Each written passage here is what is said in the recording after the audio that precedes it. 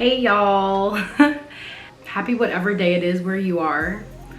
I hope you're having a good weekday vibe. My week is just getting started, but it's been a minute since I've done like a sit down video, so it's like kind of funny that I'm doing this. I have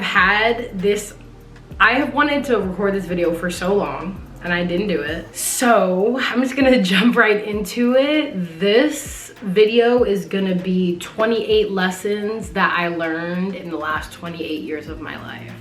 I am 28, and which is like crazy for me to say. It's like kind of terrifying, but I've learned a lot in the last, particularly 5 years. I feel like have been like a lot of life lessons, a lot of learning, a lot of falling and getting back up again and trying again and failing and trying again and failing and trying again and failing and getting burnt out and everything.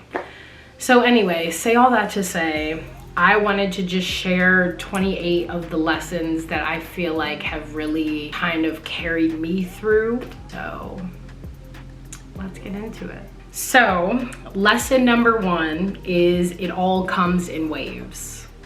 Life ebbs and flows, and yeah, I just feel like everything comes in waves, and I've learned that many a time over the years. Number 2, give yourself grace for pushing through. I feel like there's so many times where we just want to get through something and we don't actually give ourselves the space and the compassion for, one, the fact that we are getting through it, and also 2, just like for whatever the process is taking us through and however the process feels to us. So giving yourself grace is something I definitely need to remember. Love is never a mistake, period. I feel like that doesn't even need explanation. You have to get to a place where you choose to live a certain way regardless of and in spite of everyone else. Ooh, that's a word. I feel like it takes a long time to reconcile how you see your life with how you think other people want your life to be. So you can always reframe. Again, another period moment. Like, you can always change, you know? Like, I feel like reframing is so important. And there have been so many situations, and just in general, I feel like my daily routine, my daily life, I have reframed it in my brain to really start to embrace it and love the process and love kind of the everyday of it. And I think it's changed my life in a number of ways and made me more grateful for what I have. We are never far. I know that is so like abstract and poetic, but if you listen to Janae Aiko, her song Frequency, first off, is beautiful. One of the most beautiful songs I personally have ever heard. And she says, we are never far. We are never far. And I feel like that has so much meaning across my life. Like, you really are never far. You're never far away from your success. You're never far away from your lesson. You're never far away from learning, from breaking through, from becoming the person that you want to be. And I think it's so important to keep that in mind and also feel that deep in your heart and in your bones, that you really are never far. And all it takes is a couple more pushes and more consistency and just continuing to show up like you are, you know, and then you'll get to where you want to go. Strive for more from your core. I know that sounds like a fitness proverb, but I just feel like in general, it just feels, that's when life feels the best to me. When I feel as though I'm striving for something and I'm still feeling ambitious about anything, about my hobbies, about my career, whatever, you know? There is so much power in slowing down. Living in a capitalist hellscape is hard. So I think over time, as a young, like super fresh out of college worker, girl, person, I was like, hustle, hustle, hustle. I have to have 7 jobs. I have to do all of this. The older I've gotten, the more I'm like, no, you know what you need to do? Chill and slow down. So I'm really learning the value of slowing down and what it means to actually do that, what it means to live in the present. So this is kind of off of that, but I think this is its own lesson as well. If you can slow down the present moment to really sit in it, do it every time. These moments are some of the sweetest ones we have in this life. As someone that has a lot of anxiety, it becomes very difficult for me a lot of the time to sit in the present moment. And I think that making that decision can just change your day, change your life, change your perspective, change how you are viewing everything. And so if you ever have the opportunity to sit in your present moment and really bask in it and savor it, do it. I feel like the present that's all we have is this moment right now. You cannot miss what is definitely for you and your life, period. That is something, I think this is a choice of mine, not a choice, but it's kind of part of the way that I think. Yeah, what is for me and won't miss me. And if it's not for me, it's not for me, and there's nothing I can do about that. There's nothing I can do to change that. And I think that for me, it's kind of freeing and reassuring to feel that way. Just knowing that there's nothing I can do to mess anything up that is actually supposed to be for me and in my life. And that has made my stress levels go down a lot. Just feeling like I can do my best at all times and it won't mess up anything, because it can't. There's no harm in continuing to meet up with someone to determine whether or not you want to be with them. And that can change. I think growing up, I don't know, you go through a lot of pain when you're dating sometimes because you want someone so badly and they don't want you, or you want them to make a decision about you quickly. And sometimes I have learned that the time is what you need. You actually need the time to keep seeing them, to keep talking to them, to keep getting to know them, to know if that's actually what you want. And if that's not what you want, that's okay. And if it is what you want, that's also okay. And if it changes, that's also okay.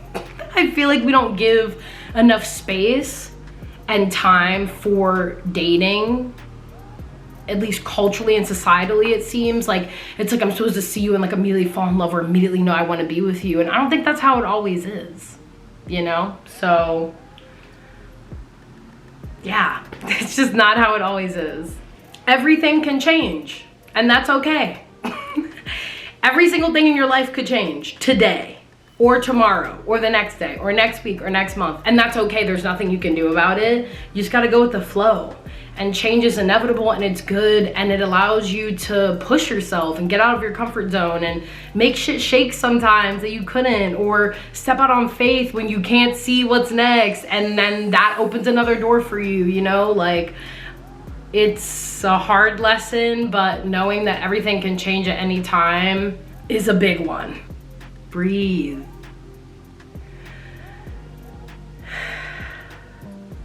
Just breathe. That's it. That's one of the lessons I've learned. This thing, AKA this life, is just a series of little moments that make everything worth it. A series of vignettes, of scenes that people swap in and out of. This is like a more nuanced, I guess, poetic lesson, but I just feel like thinking about life and realizing that like it's just a moment of moments, or like a sequential happening of things and people and events.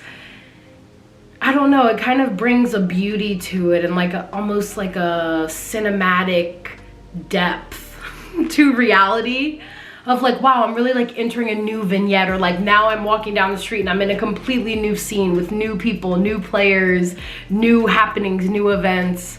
Thinking about life like that just makes it feel more fun to me. Just makes it feel more exciting, more adventurous. So, yeah. Never stop going on adventures and getting excited about them. Period. Go on adventures. Go on an adventure right now. Go on an adventure tomorrow. Plan one this weekend. Going on adventures is beautiful. Keeps life spicy, keeps life exciting. We need that. Detach from the outcome. This is a big one. I have still not mastered this. I will probably continue to evolve in this space for a very, not for a very long period of time, but detaching from the outcome is very difficult.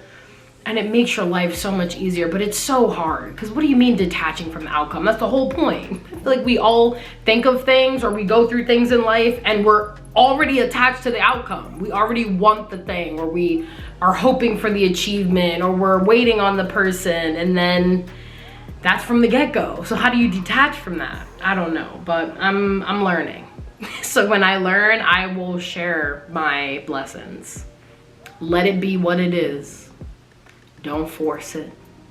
If it ain't what it is, it ain't what it is. And if it is, period. The ones that get it, get it. That's really what it is. Bring it to the journal, not the internet. This is real, okay? Like, I have learned over particularly the last 4 years of my life that you gotta bring it to the journal, not the internet. The internet is not there to give you anything you might need. Like, they may give you that, but you have no clue what you're gonna get in response to you sharing or commenting or throwing your opinion out or whatever. So bring it to the journal, write it down, record a video about it and never publish it, or burn a letter, you know, do whatever. But journal, not internet. You'll thank yourself. You will thank yourself later. Only way out is through. This is a big, you know, life lesson. A lot of people talk about this as a quote and just as a lesson, but it's just something you really learn, that you just gotta face whatever you gotta face to get through it, and there's no way around it. Most of the time, what you're facing is not as bad as you anticipate it to be. I think this is an anxiety thing for me, because I get obviously like pre-anxiety for things and I don't even know how long they're gonna take or how hard they are or whatever. And so just trying to tell myself that facing it, like actually doing the thing in the moment, or getting the task done, or going to the appointment, it's never as painful as I imagine it is before I do it. So I'm just trying to reinforce that in my head and remind myself that most of the time things are truly not going to be as bad as I imagine they will be before I do them. So yeah, it's a good lesson to just like a reminder, you know. You can always replace things, but you can't always replace people. No, or ever. I'm like, you can't always replace people. Sometimes you can't ever replace people. So just remember that. You know, in terms of priorities, people, you can't get those people back. You can't get time with people back and memories back, but you can get things. You can buy more things whenever. Don't let capitalism control your idea of success.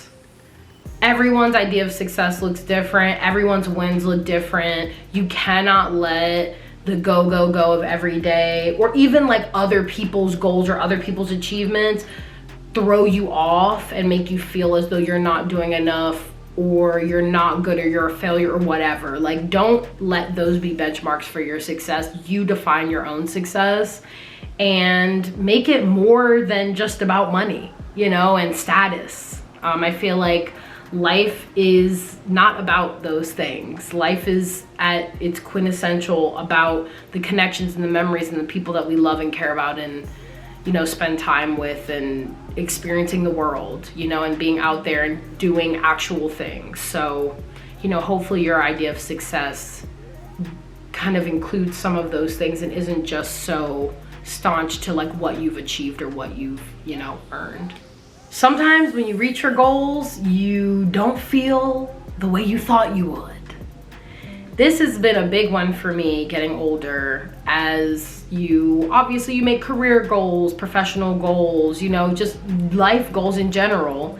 And sometimes they come way quicker than you think, sometimes they never come, or sometimes they come way later than you think, and you find yourself sitting there being like, this is my dream job, I thought, or like, this is my dream person, or I wanted to date this person, or I wanted to do this, and now I'm here and it doesn't feel the same. And for better or for worse, sometimes it feels even better, but sometimes it doesn't feel the way you thought it would, in a good way.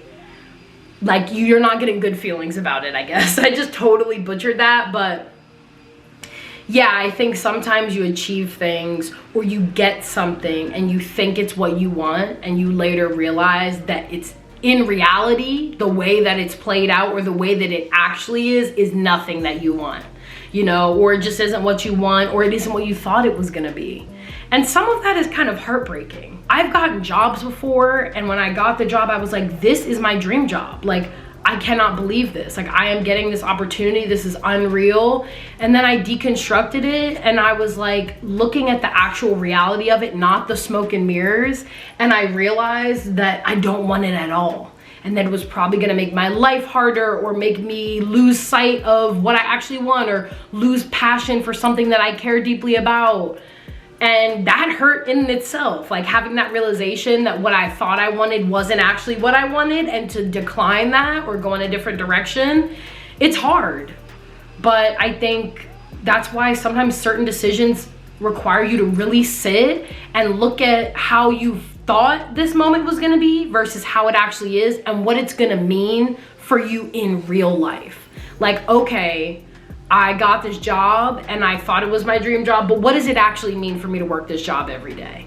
What am I gonna go through? What is the, you know, what are the pros and cons, things like that. And I think that's how you kind of make decisions that are more complex and ones that aren't as easy to make. Moving your body does help. Not that I don't like moving my body, but obviously, you know, there's a large portion of us humans, I feel like, that are like, ew, like, no, I'm not going to the gym every 5 seconds or every day. Like, it's just not giving, or like to do exercise that more fits them. And I'm kind of that type of person. But recently it is difficult for me to move my body because I work such long hours. I have so many like kind of technology, computer dependent activities and obligations.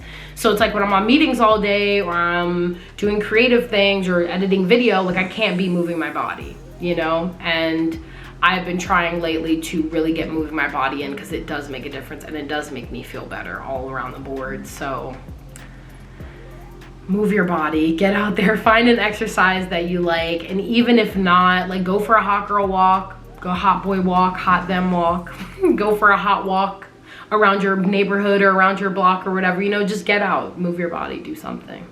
Tell your body how much you love it.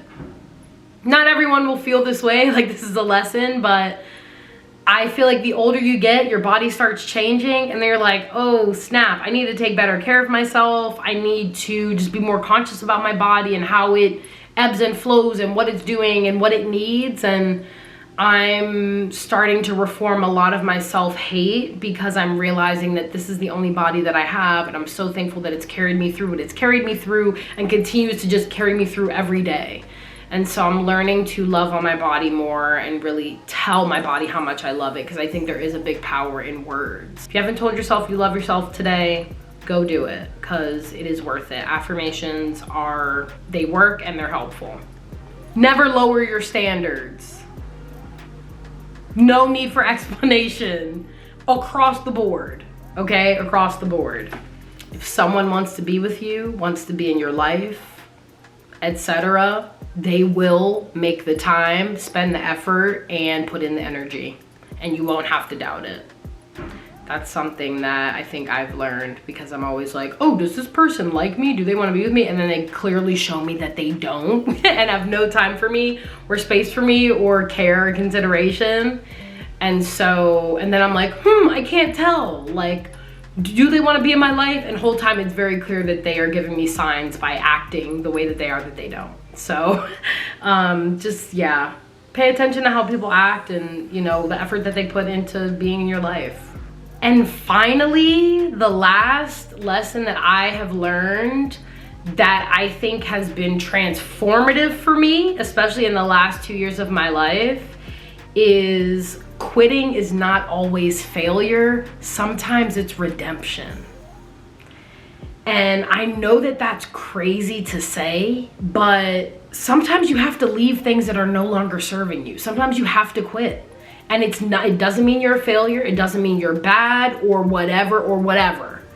it could be redemption for you. It could be you setting boundaries finally, or you aligning with your actual path, or you making realizations and growing. Like, quitting doesn't always have to equal failure, doesn't always have to be negative. And I think reframing that in my own head has made it a lot easier for me to set boundaries, a lot easier for me to walk away from things that were having negative impacts on me, and also allowed me not to beat myself up so much about it and attribute it to my self-worth.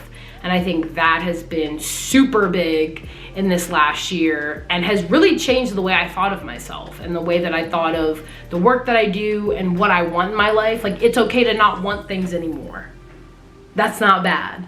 So yeah, that was 28 lessons that I have learned in the last 28 years of my life. I hope that it was insightful for you, or maybe you resonate with this because you've learned some of these lessons either the easy or the hard way. And I hope to share more content like this on my channel, because this is stuff that I really think about and love and write and talk about a lot with friends. And I just want to let y'all in more. I feel like it's giving adult realizations, you know? And I'm like, period. Let's go. Let's get it. Let's share some of these lessons. So I'm gonna go get my laundry right now. I will talk to y'all soon. Have a good rest of your day and week, and see ya. Peace and blessings.